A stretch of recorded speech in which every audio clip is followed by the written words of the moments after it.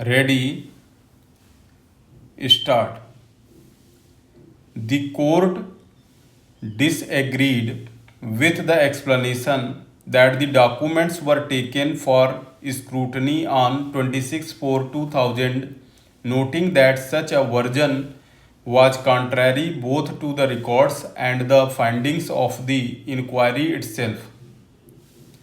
The single judge also refused to accept that it was a procedural irregularity and held that the preparation of seizure memo in the facts and circumstances of the case was not in accordance with the CBI crime manual and attracted penal provisions of sections 218, 463, 465, 469, 166 and 120-B IPC. The High Court in writ petition within bracket criminal bracket clause number 675 of 2001 preferred by Vijay Agrawal observed that V.K. Pandey had summoned Vijay Agrawal on 7/6/2001 and 11/6/2001 in clear derogation of a bail order dated 27/11/2000 passed by the special judge, which prima facie indicated a mala fide and malicious exercise of authority. The court held that the allegations of abuse, intimidation, and threats, including use of vulgar language to coerce Vijay Agrawal to ensure withdrawal of his brother's complaint against Neeraj Kumar were serious and not unfounded.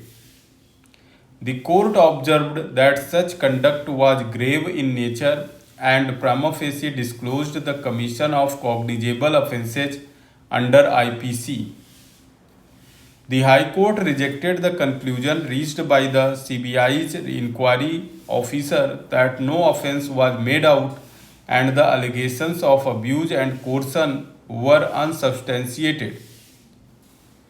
It was observed that correctness or veracity of the allegations could not have been gone into at the stage of a preliminary inquiry and that such allegations, being serious in nature, could not be brushed aside lightly. The court clarified that Vijay Agrawal's failure to file objections to the inquiry report could not amount to acceptance of its findings. The writ court emphasized that CBI officers, being public servants, cannot claim immunity if they knowingly prepare false or incorrect records during the course of seizure or abuse their official position.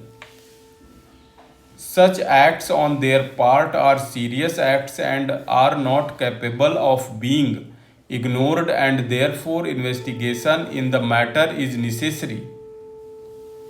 In Pradeep Nirankar Nath Sharma versus State of Gujarat, this court in a very recent judgment held that where the allegations pertain to the abuse of official position and corrupt practices while holding public office, such actions fall squarely within category of cognizable offences and therefore they are to be inquired into, and holding of any preliminary inquiry before the registration of the FIR is not necessary.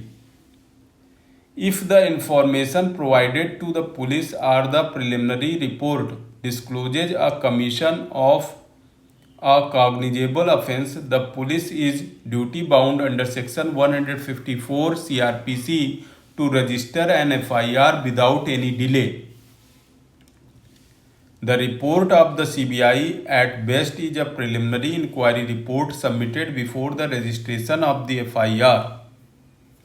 However, such an inquiry is not ordinarily contemplated in law before registration of FIR and hence is not a conclusive report to be relied upon to oust the power of the Constitutional Court to record its own conclusion about commission of a cognizable offence.